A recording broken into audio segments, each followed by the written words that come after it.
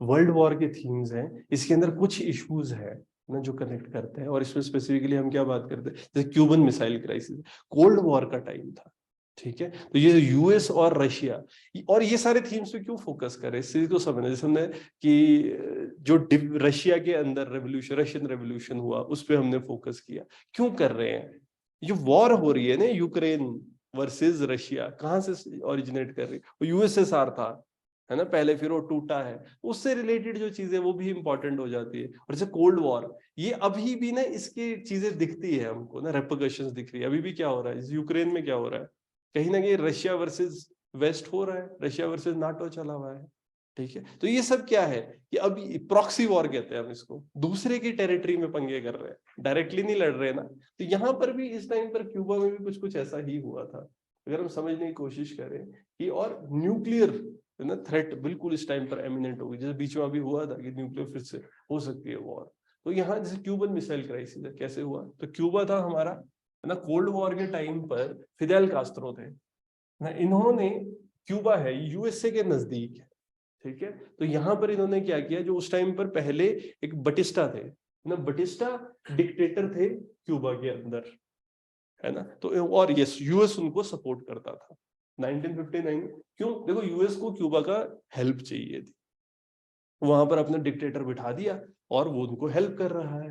फिर क्या हो रहा है, जब फिदेल कास्ट्रो आए, इन्होंने उसको डिक्टेटर को हटा दिया, ठीक है। इस वजह से 1961 में जो यूएसए है, इन्होंने अपनी जो टाइज थी क्यूबा के साथ वो तोड़ दी, ट्रेड टाइज थी, जो रिलेशनशिप था, है ना, वो तोड़ा। और उस टाइम पर जो यूएसएसआर है ना, क्यूबा, क्योंकि देखो ना वर्ल्ड वॉर के टाइम पर जो हम बात करें, जैसे हमने क्या बनाया था, नॉन अलाइंड मूवमेंट, हमने वो ऐसा क्यों किया आजादी के बाद।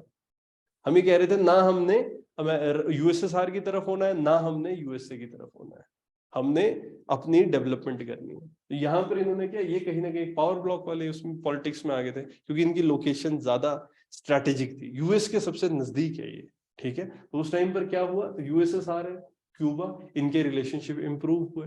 और उसके बाद कास्ट्रो ने अनाउंस किया था, अराउंड 1961 में कास्ट्रो ने अनाउंस कर दिया था कि वो मार्क्सिस्ट, है ना, बन चुके, कम्युनिज्म को इन्होंने फॉलो करना है, कम्युनिज्म बोलते हैं ना हम, उसको फॉलो करना शुरू कर दिया था। तो एक सोशलिस्ट कंट्री इन्होंने क्यूबा को बना दिया था। तो उस टाइम पर यूएसए था, है ना, यूएसए, उसने कोशिश करी, ये कास्ट्रो के रिजीम है इसको हटाने की, बहुत से वो मिलिट्री टैक्टिक एफर्ट्स उन्होंने करे थे। और उस टाइम पर जैसे इन्होंने यूएसएसआर से फिर हेल्प मांगी थी, मिलिट्री हेल्प, कि हमको हेल्प करो। फिर ये रेडी हो गए हेल्प करने के लिए। देखो यूएसएसआर क्यों इतना हेल्प करने के चक्करों में था, उस टाइम पर जिसने आईसीबीएम बोलते हैं हम, inter continental ballistic missile, USA ने डेवलप कर दी थी। तो उसमें शब्द का मतलब है इंटर कॉन्टिनेंटल, एक कॉन्टिनेंट से मिसाइल मारो दूसरे में पहुंच जाएगी दूर। तो यूएस की उससे क्या रीच बहुत बढ़ गई थी, और फिर उस टाइम पे उन्होंने क्या किया, टर्की में लगा दी थी अपनी आईसीबीएम वगैरह ना। तो यहाँ क्या हो रहा है, इन्होंने हेल्प करने की बात करी। और सोवियत यूनियन ऐसा क्यों कर रही थी कि एक रशियन बेस की तरह, इसको हम मिलिट्री बोले आपको हेल्प भी करेंगे और आप एक बेस जैसा भी बना देंगे यहाँ पर। तो इससे क्या होगा कि यहाँ पर वेपन्स रख देंगे, और फर्स्ट टाइम इससे ना जो रेंज थी, क्योंकि जो उस टाइम पे मिसाइल्स थी रशिया के, यूएसएसआर के पास, वो यूएसए के सारे एरियाज तक नहीं पहुंच पाती थी, ठीक है। और देखो ना पर्ल हार्बर कहाँ था, हमको लगता है यूएस पे अटैक हुआ पर्ल हार्बर, अरे सच में देखना मैप में कहाँ है पर्ल हार्बर, ठीक है, मेन लैंड पे नहीं, यूएस पे कभी अटैक हो पाया था, क्यों बचा रहा वो वर्ल्ड वॉर के टाइम पर। छोटे से पर्ल हार्बर को क्या टच किया, एकदम आ गया वॉर में और वाट लगा दी, है ना, बम फेंक दी, न्यूक्लियर बम उड़ा दिया यार, है ना, जापान की हालत खराब कर दी थी। वही है कि उस टाइम पर अगर हम इसको समझने की कोशिश करें, तो मिसाइल्स जो थी, इसकी रेंज ना यूएसएसआर की वो बढ़ गई, फिर डबल हो गई थी नंबर ऑफ सिटीज। तो कहीं ना कहीं जो अमेरिकन मेनलैंड है, अब ये थ्रेटन हो रहा था, इस वजह से सिचुएशन टेंस हुई थी। और ऐसा हो गया था उस टाइम पे कि न्यूक्लियर वॉर भी हो सकती है, ठीक है, क्योंकि रशिया अपनी मिसाइल्स वहां पहुंचाने की कोशिश कर रहा था, और अमेरिका नहीं चाहता था कि वहां पर मिसाइल पहुंचे, क्योंकि फिर ना कभी भी अटैक हो सकता था। तो ये सिचुएशन थी, ठीक है। और ये ऐसा था उस टाइम पर न्यूक्लियर वॉर हो सकती थी, इतना खतरा बढ़ गया था दोनों के बीच में। तो क्राइसिस है, है ना। फिर ये एंड कैसे हुआ, उस टाइम पे जो उस टाइम पे सेक्रेटरी जनरल थे यूनाइटेड नेशन के, उन्होंने अपील करी थी और फिर दोनों देश है वो साथ में आए और फिर यूएसएसआर ने अपनी जो लॉन्चिंग साइट्स थी उनको डिस्ट्रॉय कर दिया था क्यूबा में। और फिर उसका बेसिस क्या था, यूएसए ने भी ये कहा था कि मैं क्यूबा को इन्वेड नहीं करूंगा, क्योंकि यूएसएसआर ये बोल रहा था कि आप तो इसको इन्वेड कर दोगे, आपके नजदीक है, आपकी सुन नहीं रहा है।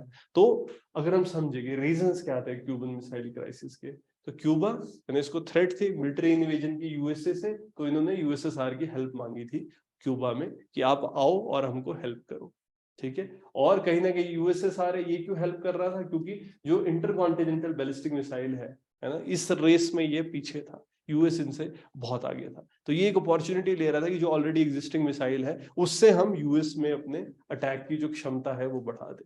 और रीजन क्या था कि 1959 में ना यूएसए ने जो अपनी मिसाइल्स है, जुपिटर मिसाइल्स बनाई थी यूएसए ने, वो उन्होंने टर्की में लगा दी थी।